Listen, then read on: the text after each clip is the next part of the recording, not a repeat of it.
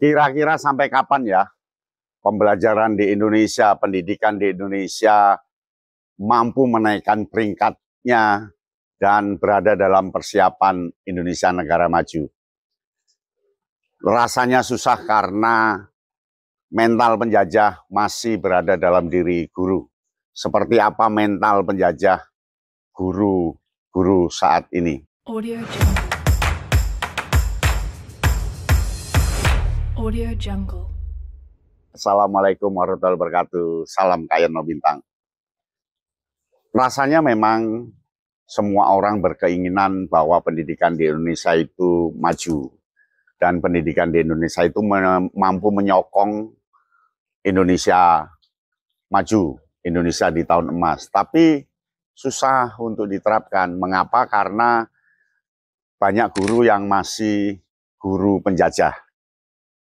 Jadi awal mulanya, dulu itu sekolah di Indonesia itu ditangani oleh Belanda ketika masa penjajahan.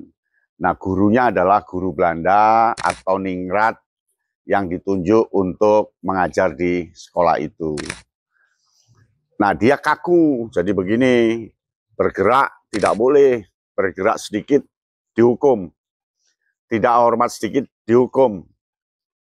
Pokoknya serba hukuman dan kekerasan.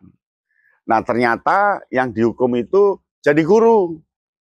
Lalu dia akan niru pola ngajar penjajah itu dengan cara melukai anak, nempeleng anak, nyubit anak, membentak anak, membuli anak dengan hukuman tertentu, bahkan pakai penggaris, tak, aduh, tak, aduh. Lalu yang diajar itu jadi guru lagi. Lalu dia nerapkan lagi dengan cara bahwa ngajar itu harus dengan kekerasan, bahwa ngajar itu harus dengan kekuasaan. Yang diajar jadi guru lagi. Jadi pendidikan di Indonesia itu gurunya turun-temurun yang punya mindset, yang punya pikiran dia berkuasa. Jadi guru berkuasa, siswa dikuasai. Terbukti guru selalu memakai imbuhan mengajar, mendidik, mengevaluasi, memotivasi, memberitahu, dan sebagainya. Nah, lalu siswa imbuhan diajar, dididik, dievaluasi, dimotivasi, dia selalu pasif.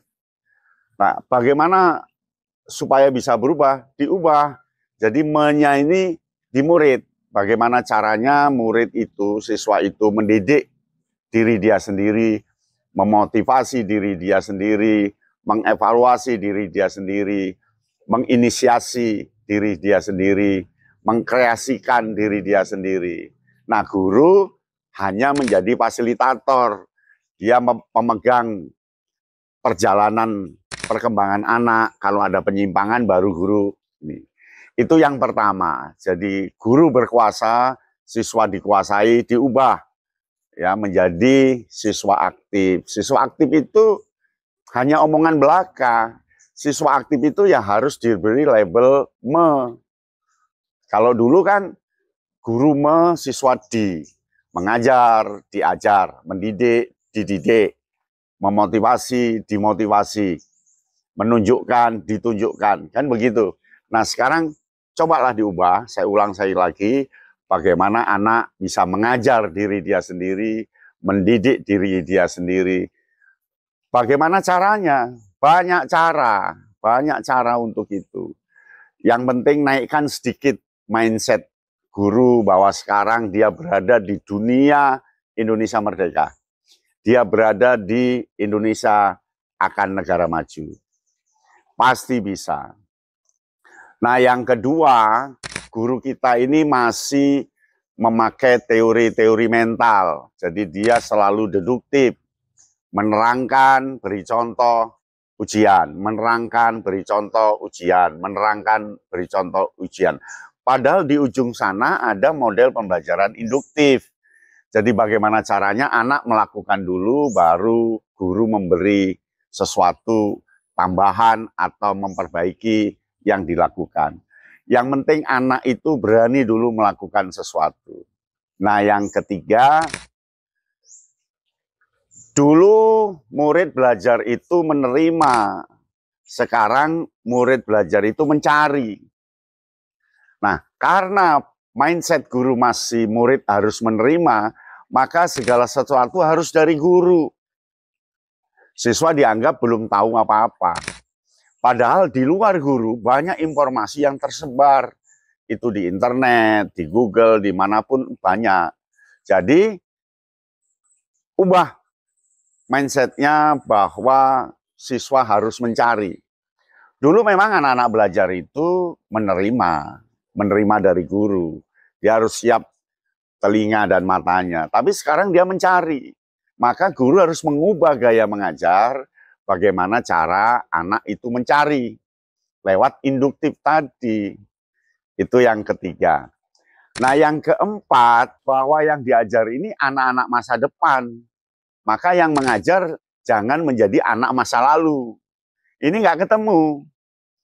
Jadi guru itu kan mindsetnya dia punya pengalaman masa lalu. Sedangkan anak belum punya pengalaman dan dia untuk masa depan.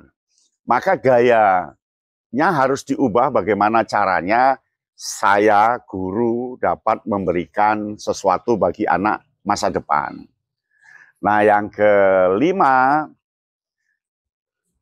dulu itu media miskin, sedikit. Sekarang media sangat banyak. Ada PPT, ada boneka, ada bola, ada tongkat. Itu semua bisa dipakai sebagai media pembelajaran dan menyenangkan. Nah, yang keenam, dulu itu belajar itu menyedihkan. Karena anak selalu di kelas sedih, karena pasti akan dapat marah. Pasti akan dapat perlakuan yang tidak baik. Pasti tegang, pasti ketakutan. Nah, ini harus diubah menjadi joyful learning. Bagaimana mengajarnya menyenangkan, mengajar yang menarik dan menantang. Begitu. Nah, yang ketujuh, dulu guru tidak bersahabat dengan anak karena dia sebagai orang tua, anak sebagai anak. Jadi ada jarak di situ.